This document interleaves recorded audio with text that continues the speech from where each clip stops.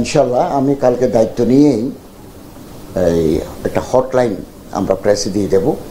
বাংলাদেশের কোথাও যদি কোনো ধরনের সহিংসতা সংখ্যালঘুদের ব্যাপারে পার্টিকুলারলি কোনো উপাসনালয়ে হামলা হয়, মুহূর্তের ভিতরে হটলাইনে যোগাযোগ করলে আমরা এটা ল এনফোর্সিং এজেন্সির সাথে সমন্বয় করে তাৎক্ষণিক ব্যবস্থা নেওয়ার করব।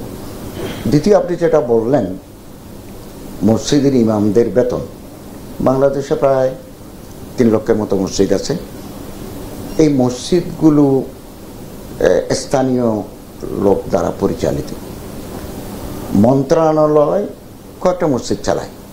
বাইতুল মোকাররম জামে মসজিদ যেটা আছে এটা মন্ত্রণালয়ে চালায়, চট্টগ্রাম শাহী জামে মসজিদ এটা চালায়।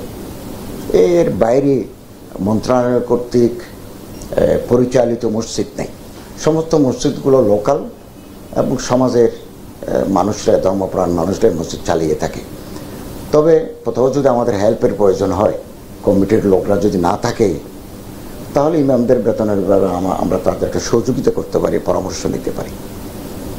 ইনশাল্লাহ এটা আমরা করব। আমাদের মাননীয় প্রধান উপদেষ্টার সাথে আমাদের এখনো আনুষ্ঠানিক যেটা বৈঠক, আমাদের দিক নির্দেশনা, এটা এখনো হয় নাই।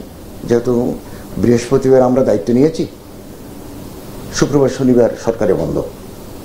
তারপরও কালকে আমরা জাতীয় স্মৃতিসৌধে পুষ্প শ্রদ্ধা জ্ঞাপন, এরপরে শহীদ মিনারে গেছি, এরপরে যমুনায় ওনার সাথে আমরা অনানুষ্ঠানিকভাবে মিলিত হয়েছি।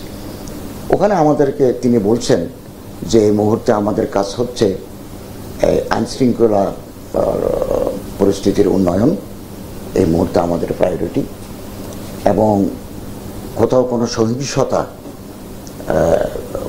যাতে না ঘটে এই ব্যাপারে আমাদেরকে একটু সচেতন থাকতে হবে। এবং